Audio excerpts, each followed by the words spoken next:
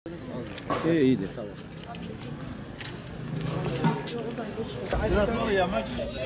Bunun cevabını verecek kimse var mı?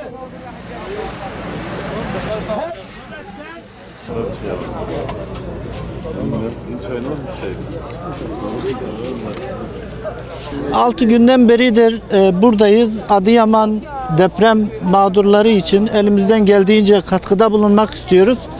Özellikle okumak istediğim bir mesaj var. Singapurlu kardeşlerimizin gönderdiği yardımlar, Avrupa ülkelerinden kardeşlerimizin derleyip toplayıp gönderdiği yardımlar var. Onların mesajını aynen okumak istiyorum.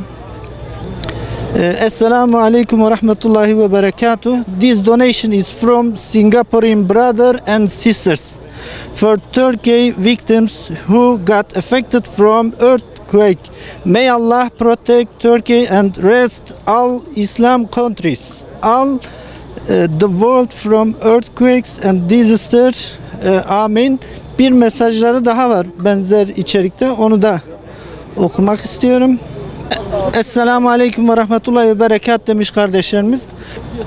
All thank you very much for our Singaporean brother and sisters donations. May Allah accept all your donations and to us.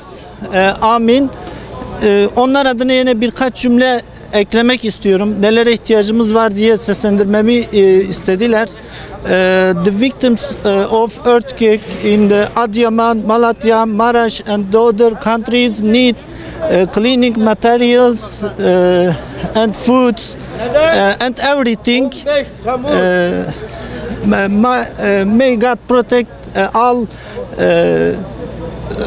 donors and charitables. Thanks for all. Avrupa'dan yardım gönderen bütün kardeşlerimize tekrar teşekkür ediyorum. Mesajın İngilizcesini de sunmak istiyorum.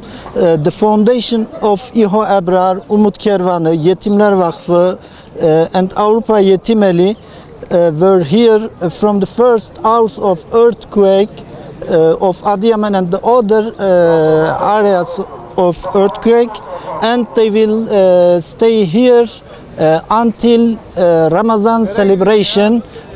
And they gave the people 24 hours the hot soap and the other meals. They need everything for victims of earthquake. Thanks for all.